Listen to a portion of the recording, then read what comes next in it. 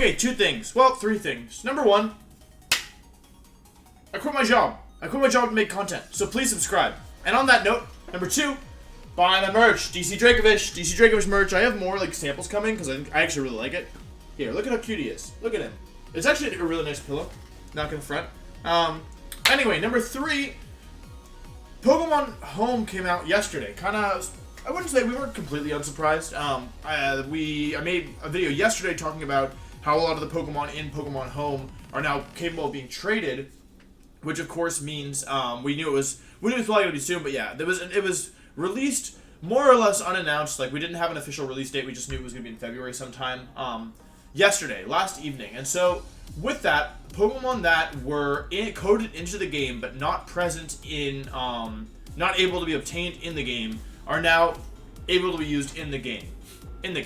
One of those Pokemon being Melmetal. So I'm just gonna go ahead and preface this by saying Melmetal is not VGC legal. So this is a theory video. So if you want, like, I don't know, like I think it's really cool to look at Pokemon like this and give kind of a what-if analysis. But just to be clear, you cannot use Melmetal in official tournaments. But if you want to, you can use it in the game. So if you want to use it with your friends, or you want to, use it in a league, you can do that. As far as I'm aware. So you have to transfer it over, but yeah.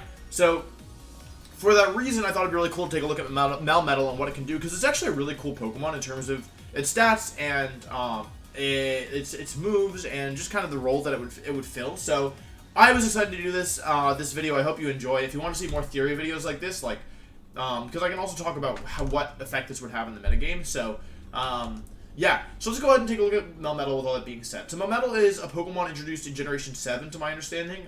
Its national dex number is 809. It's a pure Steel-type Pokemon. I believe it's either Legendary or Mythical. I generally like to start with the stats when I'm looking at a Pokemon. So it has very good stats for the most part. Very high base HP, very high base attack, great base defense, low special attack, not really relevant. Low special defense, but not terrible when you factor in the big HP. And then the interesting thing is that it's quite slow. It also has a Gigantamax form, which is unique to Melmetal, which we'll get to later, and evolves from Melton, who is very cute. So what else do we need to know about Melmetal? The first one is that it gets a signature move called Double Iron Bash, which is 100% accurate. It's 60 base power, so it's effectively 120 base power that breaks Focus Sash. And if we click on the move, we can see that it has a 30% flinch rate. Now, I don't know if that is 30% per hit or 30% overall, but that is terrifying. So basically, Melmetal moving first is very bad for your opponent. Now, of course, they could Dynamax and counter Melmetal. But if they don't do that, then they'd be in some trouble. So yeah, so Double Iron Bash is a very, very, very strong move. It also has decent coverage moves overall. It has, let's see, Superpower. It gets, it's on here, Thunder Punch, Superpower, Ice Punch. Keep in mind there's Iron Fist as well, so Thunder Punch and Ice Punch are boosted. Thunder Wave, Rock Slide, Brick Break, Superpower I already talked about. Iron Defense is cool, Gyro Ball is cool, has some usage. Iron Head, not better than Double Iron Bash, unfortunately. Target's Lariat, Heavy Slam, High Horsepower, and Body Press. So overall, it actually has some pretty good coverage moves across the board, and there's a lot of things going for it. And then we can talk about its Gigantamax form. So basically, Gmax Meltdown is a unique attack to Melmetal, Gigantamax Melmetal. What it does is instead of raising the defense stat, like most max steel moves will do, like all max steel moves will do unless they're Gigantamaxed, instead it affects Torment on the opponent. And I don't know if it affects it on one Pokemon or both, or if it's a percentage chance. I have always thought Torment is a super, super cool move. I always wanted to use it in VGC. There was back in 2013, I was looking into it pretty seriously, but the problem with Torment is that it doesn't take effect until, like, let's say my opponent goes for Heat Wave, and I protect, and then next turn I go for Torment. Torment only counts for after the opponent has already used a move. So it's really, so basically, if my opponent goes for Heat Wave, I go for Protect, and then I go for Torment, they can still use Heat Wave that turn. It won't stop the Heat Wave from going off, and then next turn they can't use Heat Wave. So for that reason, Torment has always been kind of underwhelming in my opinion. But as a secondary effect, it's very good. So we'll talk about Gmax Melmetal a little bit more in a bit. But I've gone through and thrown together some sample sets here, which I think you guys will find interesting. The first one is Assault Vest. So Melmetal is actually really bulky. If you give it an Assault Vest, this set lives Max Fire from Charizard. Oops, too loud. Max Fire from Charizard and Max Fire from Chandelure. Both Timid Nature, both unboosting with this set. The HP investment is actually pretty easy. I use this set a lot on these builds because this is how much HP you need to always live Max Quake from Excadrill.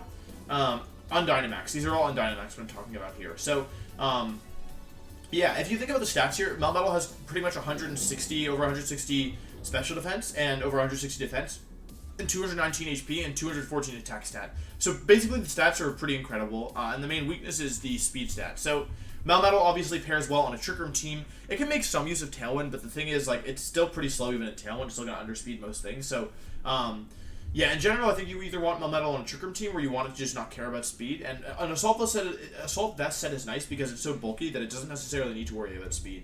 It also doesn't need to Dynamax to do well in this set because it's so bulky. I have Body Press. You can run Superpower as well, but because this is a bulky set, and because in theory you can boost your defense with Max Steel Spike, I kept Body Press on the set. And then the coverage moves, I've kind of just messed around with coverage moves. A lot depends on the team. You can run Ice Punch, you can run Darkest Lariat, you can run Rock Slide, but yeah, I've stuck with these moves for now. Yeah. Next up, we have a Life Orb set. So, Life Orb Melmetal, this is intended to be used in a Trick Room team. The EVs here, so when you're using Life Orb, ideally you would always have the last digit of your HP stat be 9, because, in this instance, Life Orb will do 23 damage because it does 10% to my Melmetal, but if I have one more HP point, then it would do 24 damage per hit. So that's why I've gone to 239 and just put the rest in special defense. Obviously, it's not much. This Pokemon is very, very hard. The other thing worth noting about Double Iron Bash is that it breaks Babbery Berry. So, if this Pokemon were legal in VGC, I mean, obviously it would be the best Pokemon in the format, I think. But one of the pluses of it would be that, you know, Babbery Togekiss and Babbery Grimmsnarl and even Babbery Whimsicott have gotten some use recently, and all of those Pokemon don't love Melmetal because Double Iron Bash, the first hit will break the Babbery Berry, and the second hit will just do max damage. So instead of turning a 120 base power move into a 60 base power move, you turn a 120 base power move into a 90 base power move, which is still very, like, it's a 1.5 times increase, basically. Again, moves are up for grabs. I have Superpower Double Iron Bash here. I like Superpower in this set because it's the strongest fighting move it gets. And I think on a Life Orb set, you're not that worried about, like, survivability, so dropping your stats isn't as important, whereas you really want to do damage ASAP. And with this much, like, offensive power, I don't know, like, you're hitting very hard.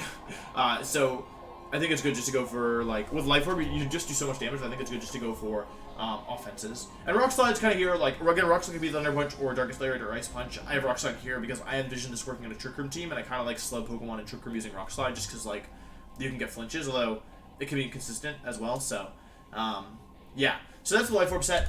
Next up is similar with the Choice Band set. This set, we've gone back to the original EV spread because it basically gives you as much HP, I think, as you want at first glance, at least, and then just put the rest in special defense.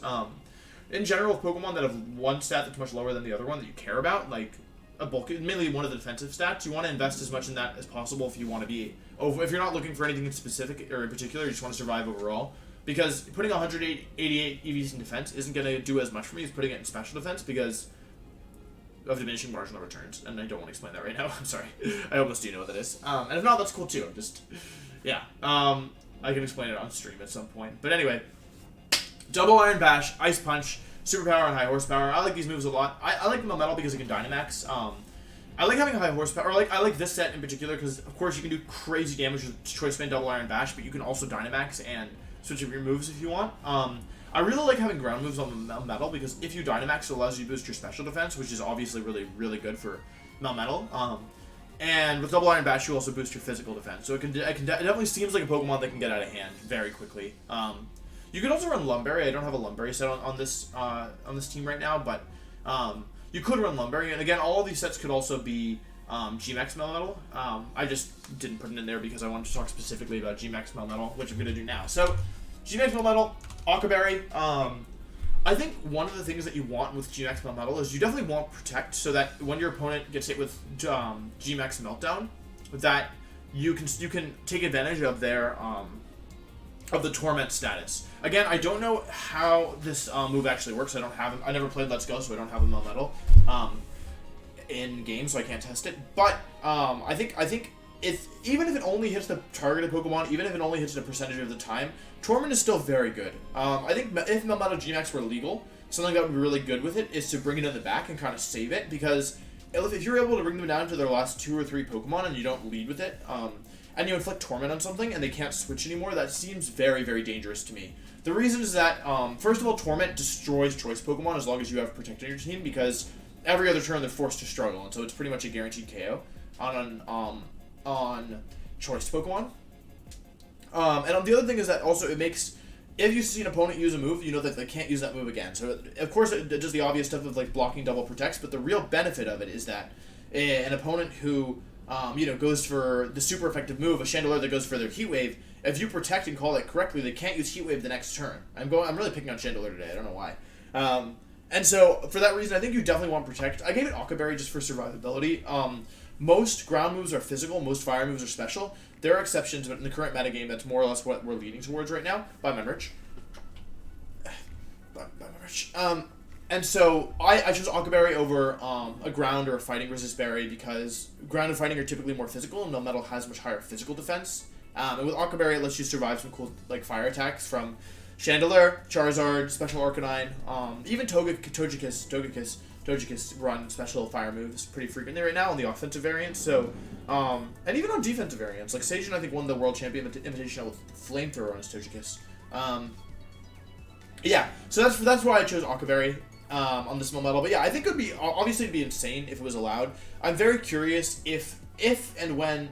But if we, at some point in the future, get a restricted format, if this Pokemon will be legal, because I'm not sure, like, with Groudon and Kyogre would be running around, I don't know how good it would be, but also it's very good against Xerneas. I really don't know. I could see this going, and especially if we don't have Red Orb, I really hope they don't give us Red Orb or Blue Orb in this game. Although, I don't know, Choice Scarf is annoying as well, but, like, yeah, whatever. I don't know how good this Pokemon would be in a restricted format. I think it definitely should see usage. A lot is kind of up in the air. We don't know about which Pokemon would be allowed and stuff like that. But Steel type, pure Steel is a very good typing, especially in a restricted format. Although, yeah, it has pros and cons. But I don't know. I definitely think this Pokemon could see some use in a restricted format. The main drawback in a restricted format is the two lower stats being the special defense and the speed. But having a really slow Trick Room Pokemon can be good as well. So I don't know.